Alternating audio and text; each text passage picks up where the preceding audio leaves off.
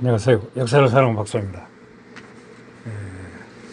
정조대왕에 대해서 한번 알아보겠습니다. 정조의 통치 행태는 권무 수수가 많았다고 합니다. 연전의 영정이 심한지와 이 비밀 편의 속에서 거의 마키아벨리적 유머가 찰떡을 나왔습니다. 정조가 죽자 섀도 정치가 시작되었습니다. 섀도가 경직된 반동 정치는 조선의 일제의 식민지 처지로 돌아갔습니다. 그래서 우리는 영조 정조의 짧은 항공기를 내내 안닫고 하고 있습니다. 그러나 짧은 막가는 정조의 통치 스타일 때문이었습니다. 혼자 고민하고 혼자 결정하고 혼자 지시하는 헤드십 이른바 카리스마 콤플렉스가 잉태한 추락이었습니다. 의정부 대신 3사 대관 등 뒷받침 조선의 전통적인 통치 구조는 태조와 태종의 기간을 가지고 이어 세종과 문정이 열심히 가꾸고 완성한 체제였습니다. 이러한 왕 의정부 3사 대표들은 삼각상호 견제 체제는 연산군이 박정과 정정의 빈바른 대옥사로 인해 금이 가기 시작했습니다. 선조 이후로는 무산사와의 숙정이 일어났으며 숙정 이후 본격화된 한국 정치에 대해 알 수 있듯이 344 체제는 완전히 무너져 버렸습니다. 이는 오히려 조선조의 합리적인 통치 체제를 망가뜨리는 행위가 되었습니다. 영정조는 이런 피를 부르는 숙정보다 공권적인 탐정책을 실시해 대관들과 간의 강경파인 준노와 준소를 비자하고 공권파인 황노와 완소를 켜서 조정에 대한 견제세를 약화시키고자 전제 안건을 강화하였습니다. 하지만 영정조는 제2기가 거듭될수록 자신의 태생적인 약점인 컴플렉스를 자리 잡으면서 정치적인 문제에 대해 예민화했습니다. 그러던 찰나에 발생한 이인자의 난을 비롯한 영정조 반대 세력의 변란은 결국 영조로 하여금 자신을 따르는 탕평파들에게 권력을 몰아준 결과를 가져오게 되었습니다. 결국 이에 대한 비약으로 홍성공씨와 대표적 책심 세력의 바로와 전향으로 이어졌습니다. 그 아정의 세력까지 자기 손을 쥐고 말입니다. 이런 경험을 한 정조는 집권 초반 영조 시기와 강력한 위척 세력이 풍성공씨와 지기를 위해 도왔던 편주 김씨 세력을 몰아내서 예초가 권력이 없는 신할 등중시대 강력한 척신 세력을 막으려고 하였습니다. 그러나 영척정신 동료와 채권 홍군영에게 권력을 너무 몰아줘 혼나 해도 정치 문제점들이 드러나기 시작하였습니다. 홍군영의 특정인들만 요직이 않치고 인사권을 휘둘러 퇴장하기 시작한 것입니다. 이에 정조는 홍경 세력을 몰아내고 준 탐정책을 펼쳤으며 이는 구원 신료들 간의 심각한 상호 경제 체제를 통해 돌아간 조선의 전통적인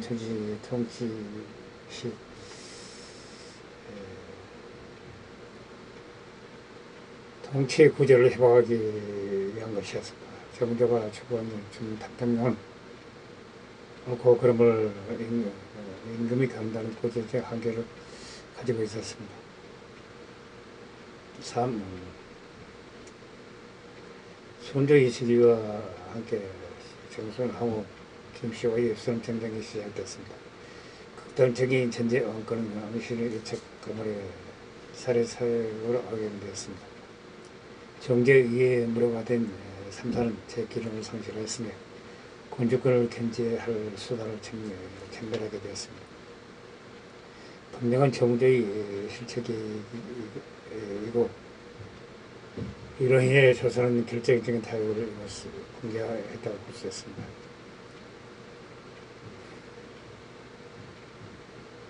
이런 죽음 역시 세자간에 떨어지는 독살이나 이런 침모든 사고사, 감정사 같은 것도 아닌 이상 공무원 관리 못한 것도 그냥 본인의 책임일 뿐입니다. 본인 아니면 코털이 불가능한 시스템을 만들어 놓았으면 스스로 술, 담배 같은 건강에 안전 요소를 최대한 멀리하며 뭔가를 했어야 했습니다. 다름 아닌 자신의 할아버지 용결하는 아주 좋은 선례도 있었습니다. 제 스스로 수명을 계속 꺾어먹었습니다. 장제했던 문효세자가 살아있을 때야 자신이 일제부 가르침에 이런 통치 스타일을 점수하면 된다는 것을 문효세자가 어린 나이에 사망하고 후계를 보는데 다시 4년의 시간이 걸렸습니다. 적어도 그때부터 철저히 자신의 건강을 관리하든가 아들의 지체가 부담되지 않도록 10년의 시간 동안 정신 시스템을 바꾸든가 하는 일만이 노력이라도 했어야 하였습니다. 심지어 원제가 만 10세가 돼도 세자를 책봉 조치하지 않고 질질 끌었습니다. 죽기 직전에서 세자를 책봉을 시설했다가 버렸습니다. 아무로서도 그렇지만 아무로서도 실로 묻히고 하지 않을 수 없었습니다. 정조가 현대적인 시각에서 가장 계획적인 군주에는 무언도 존재합니다. 정조가 실업자들을 승리하고 사용공을 일부 받아낸 것은 사실입니다. 문체 반정을 일으켜 학문이 다양성을 타락하고 성역적 성장에 집중하는 등의 행위를 보면 상당히 모순적인 면도 분명 존재합니다. 이 때문에 정조의 행위는 자신의 왕권을 강화시키기 위한 수단에 불과한 것이 정당입니다. 서양 문물의 수입과 서학도 이게 다 배가 천문이나 이런 것을 그러니 순정 고급 체만 쓰라는 명령을 내려 사실상 부정적인 반응을 보였습니다. 정조는 스스로 조선의학의 대통령으로 직하는 등 전쟁 계획 이루고 오래주자의 모습을 보였습니다. 이런 모습을 보면 대중에 알려진 계약군자라는 그런 거리가 멉니다. 성리학 근본주의에 들어가 18세기 말에 조선사회의 복합적인 문제를 해결하고자 하는 고스적인 근본주의로 주장하는 군주에 대해 가깝다고 할 수 있습니다. 현대의 대중의 막연하게 근대와 연결되어 생각하는 개혁가 아니라 통상 수견이 근대적 사물이 하는 것들이 정조가 열린 사설이 보였을 것이라고 생각하는 것은 통념의 진짜이지 않습니다. 가령 서양 배들이 조선에 공격적으로 접근을 시작한 것이 정조 제2기였습니다. 정조 실록을 보면 1796년 정조 21년 영국 해군 바람이 프로비던스가 부산 영등포에 닿은 기록이 있습니다. 그러나 정조 행성 대응과 마찬가지로 이양선이 오면 통상수익에 관심이 없었습니다. 물과 식량 같은 기본적인 것만 빼고 제공하고 쫓아버렸습니다. 일반적으로는 조국 영조와 함께 조선 후기 마지막 분기를 이끈 명경이자 성군으로 평가되는 한편 그 사후 조선이 민망한 근본적인 원인 세도인자 삼정의 몰락의 씨앗을 만든 당사자라는 평가가 공단하였습니다. 이처럼 상대의 선생이 이끌어서 후대의 세력이 시작을 얘기했던 점에서 청단의 검정제나 프랑스 왕국의 루이 14세 러시아의 제국의 에키테리나 이시와 유사합니다. 또한 이른바 대공 군주를 추구했지만 실상 보수적인 군주였다는 측면과 다양한 분야에서 진행되는 엄친아이고 옥맨 이기겠다는 점에서 동시에 활동하는 브레이션 왕국의 프리드리히샤도 비슷한 측면이 있습니다. 이렇듯 파란만장한 정조 생애는 다양한 이야기거리를 연결해 후세에 많은 작품을 단전시키고 있습니다. 정조가 사하기 2년 전 1798년 정조 22년 다시 새로운 호를 지었습니다. 안청명을 추인 왕이란 무척 길고도 독특한 호였습니다. 하늘에 떠 있는 달이 일만기의 개월을 비추듯이 자신의 다스림이 일부 특권 계층이 아닌 만백성의 도로의 혜택이 미치기를 바라는 마음을 담았다고 합니다.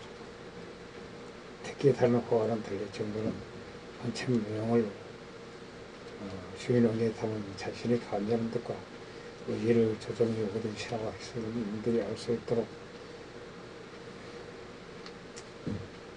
만천명을 지은 옹자사라는 글까지 발표했습니다. 그는 찬덕궁 혹은 후사 전독전에 있습니다. 정적 의빈성식의 상당히 문효세자의 때 청나라 황실은 문효세자의 장수를 기원하는 이해마상 옥포를 선물했다고 합니다.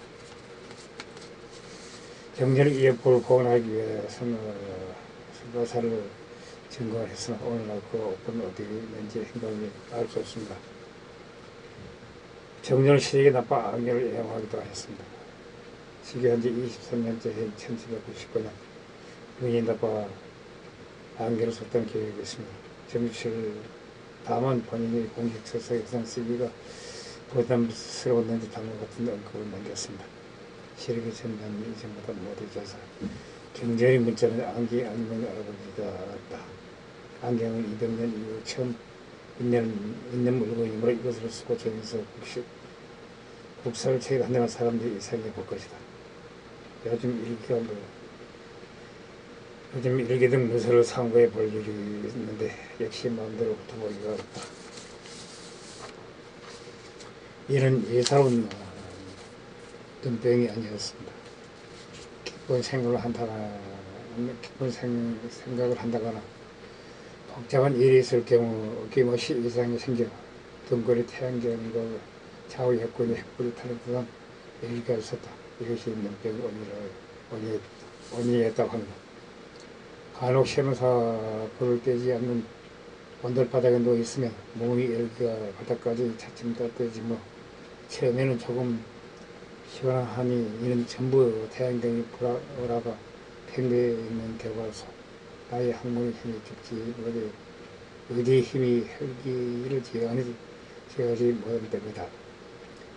정절 할아버지의 숙종과 할아버지 영조를 위해서 1920년을 옆이 사는 사업을 계속하였습니다. 개문집이 황제에 대해서 보면 이순신의 정말 치밀히 마도록 찬양하고 있습니다. 예를 들면 우리나라의 진정으로 원물을 김변님은 이 칭모범밖에 없다. 그가 만약 고대 충계에 태어났다면 제갈량과 견조도 전혀 손색이 없다라고 평하기도 했습니다. 실제로 음성으로 이 춘궁 전설을 공식하고 은퇴한 제 기간 내내 이순신 기념 춘궁 행정을 정말 많이 쓰기도 하였습니다.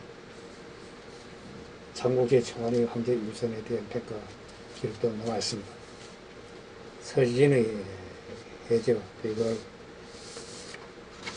그건 아니라는 말인데 해제보다 낫다는 건 백치 아무것까지는 아니라는 뜻이지 그렇게 칭찬은 아닙니다. 후주유선의 천국을 생각한다고 대답한 것은 천국의 필수일 것이라고 될 말합니다. 그러나 그 말의 뜻을 자세히 의미하면 자신을 보좌하는 대책에 대해서 일부러 이런 말을 속마음을 함수로 한 것이 아닌지 모르겠습니다. 대저 그 사람 참으로 말할 것이 없고 평소 그의 사정을 살펴보더라도 뒷나라 해제에 비할 수 없으니 그렇다면 비록 걱정이 말하지 않았다 하더라도 마치 척을 거리화할 생각이 없겠는가. 이런 참으로 말을 해도 아무 소용이 없다. 단지 저들이 의심만 이야기시킬 뿐이다. 그렇지 않다면 걱정이 많은 것에 대해서도 감을 살피지 못했어야 하는데 오히려 어떻게 걱정을 너무 늦게 알았다고 한 사람을 할 수 있겠는가. 강의에 대해서는 정치적으로 상호하기는 하지만 문화적으로는 금수 같은 오만하고 무시했던 청나라의 경제지만 의외로 성군이라는 평가를 하기도 하였다. 스스로 집행하여 판결을 내린 경우가 많았다. 한 번은 모함 사건을 혼자 내치고 옳게 판결한 경우도 있었다. 항우대에서 이가온과 조재항이 아내 임씨를 아래 둘이 있었겠다는 이유로 거둬차시켰다. 고발한 사건이 있었다. 이가온은 임씨의 삼촌이고 조한도 임씨의 인척이었다. 관선 즉각 보험을 치르지 않아서 죽은 지 오래되어 시신의 부패가 심하다. 등뼈에 피부가 굳었음을 근거로 타살을 확정지었다. 더불어 마을에서 나는 밥 한 사월 때문에 맞아 죽었다는 내용의 노래가 돌아 조장의 살인 해물은 더 망해졌다.